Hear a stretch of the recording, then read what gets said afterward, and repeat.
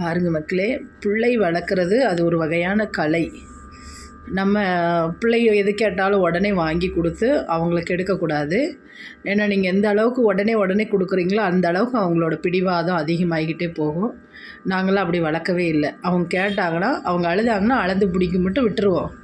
அப்புறம் அவங்களே சமாதானம் ஆகிக்குவாங்க. நம்ம அழுதாலும் இங்கே கிடைக்காது அப்படிங்கிறத புரிஞ்சுக்குவாங்க. நீங்கள் உடனே கொடுத்தீங்கன்னா அவங்கள மாற்றிக்கவே மாட்டாங்க. சின்ன பிள்ளையிலேருந்தே அந்த விட்டு கொடுக்குறது அந்த இதெல்லாம் நம்ம கொண்டு வரணும்.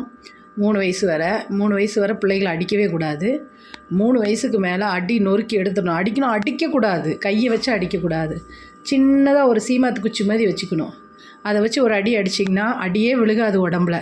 ஆனால் வலிக்கும், நல்லா வலிக்கும், சுளீர்னு வலிக்கும். அடி விழுகாது. காலுக்கு முட்டி கீழே தான் அடிக்கணும். சுளீர்னு ஒரு அடி தான், வாரத்துக்கு ஒரு அடி. 2வது நம்ம கூப்பிட்ட உடனே கண்ணை காமிக்கணும். இப்படி கண்ணை காமிச்சு மிரட்டணும். அடித்து மிரட்டக்கூடாது. சும்மா கூப்பிடக்கூடாது. ஒரு நேரம் நீங்கள் கூப்பிட்டுட்டு இப்படி பார்த்துட்டு அந்த குச்சியை கையில் எடுத்திங்கன்னா அவங்க நம்ம பக்கத்தில் வந்து நிற்கணும். அப்படி வளர்த்து பழகுனீங்கன்னா நாளைக்கு நீங்கள் சொல்லவே வேண்டியதில்லை. நீங்கள் உங்கள் கண்ணை பார்த்து அந்த பிள்ளைகளுக்கு புரியும். இவங்க என்ன சொல்ல வர்றாங்க, இவங்களுக்கு என்ன வேணுங்கிறது அந்த பிள்ளைகளுக்கு புரிஞ்சுக்கிடும். நீங்கள் சும்மா வா, சுரேஷ், ரமேஷ் இங்கே வான்னு சொன்னீங்கன்னா அதுகளுக்கு புரியவே புரியாது. ஏன்னா அவங்களுக்கு புரிய வைக்க நம்ம விடலை. அதுதான் காரணம். அப்புறம் ஒரு 10, 12, 13 வயசு வரை தான் நீங்கள் அடிக்கணும். அந்த அடியுமே அதுக்கப்புறம் நீங்கள் அடிக்கக்கூடாது. அதுக்கப்புறம் பார்த்திங்கன்னா நீங்கள் ஒரு ஃப்ரெண்டு மாதிரி வச்சுக்கணும். எத்தனை வயசு வரேன்னா 18, 19 வயசு வரை ஃப்ரெண்டு மாதிரி மட்டும்தான் வச்சுக்கணும். ஃப்ரெண்டாகவே இருந்துடணும். நீங்கள் அப்படி இருந்தீங்கன்னா உங்கள் பிள்ளைங்க எந்த ஒரு கெட்ட வழி, எந்த ஒரு தீய பழக்கத்துக்கு, யாருக்கிட்டையுமே ஒரு கெட்ட சகவாசத்துக்கு போகவே போகாது.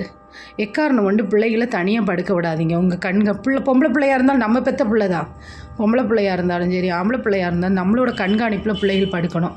அவங்க என்ன பண்ணுறாங்கிற ஒவ்வொரு நிமிஷமும் நம்ம அந்த பிள்ளைகளை நம்ம தூரத்தில் இருந்தாலும் நம்ம அந்த ஃபோனை போட்டு அதுகளை நம்ம கவனிச்சிக்கிட்டே இருக்கணும். 18, 19 வயசு வரை நீங்கள் கொண்டு வந்தீங்கன்னா போதும். அப்புறம் ஆட்டோமேட்டிக்காக அவங்களே நம்மளுக்கு நம்ம என்ன எதிர்பார்க்குறோங்கிறது நம்ம சொல்ல வேண்டியதே இல்லைங்க. நீங்கள் ஃபோனை போட்டு சொன்னாதான், நம்ம பார்த்தாதான், பேசினாதாங்கிறதே கிடையாது. நம்ம உணர்வுகளை நம்ம பிள்ளைய புரிய ஆரம்பிச்சுக்கிடும். நீங்கள் பொழுதானைக்கு அடிச்சுக்கிட்டு கேட்குறதெல்லாம் வாங்கி கொடுத்துக்கிட்டு பிள்ளைகளுக்கு எடுத்து குட்டிச்சவராக்கிட்டு அப்புறம் பின்னாடி என் பிள்ளை அப்படி பண்ணுறா, என் பிள்ளை இப்படி பண்ணுறான்னா ஒன்றுமே மாற்ற முடியாது. சரிங்களா? அட்வைஸ் இல்லைங்க, நான் இப்படி தாங்க வளர்த்தேன். அதனால் நான் என்னோடதை சொல்கிறேங்க.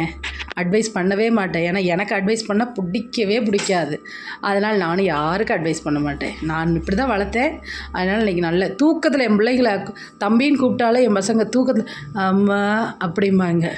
அந்த அளவுக்கு நாங்கள் வளர்த்து வச்சுருக்குறோம். நாளைக்கு என் மருமக வந்தாலும் என் மருமகளும் தயவு செஞ்சு எல்லோரும் எனக்கு ஆசீர்வாதம் பண்ணுங்க. எனக்கு நல்ல மருமகளாக வரணும். என் பையனுக்கு நான் பொண்ணு பார்த்துக்கிட்டு இருக்கிறேன். தயவு செஞ்சு ஆசீர்வாதம் பண்ணுங்க. எனக்கு எதுவும் கொடுக்க வேண்டாம், ஆசீர்வாதத்தை கொடுங்க.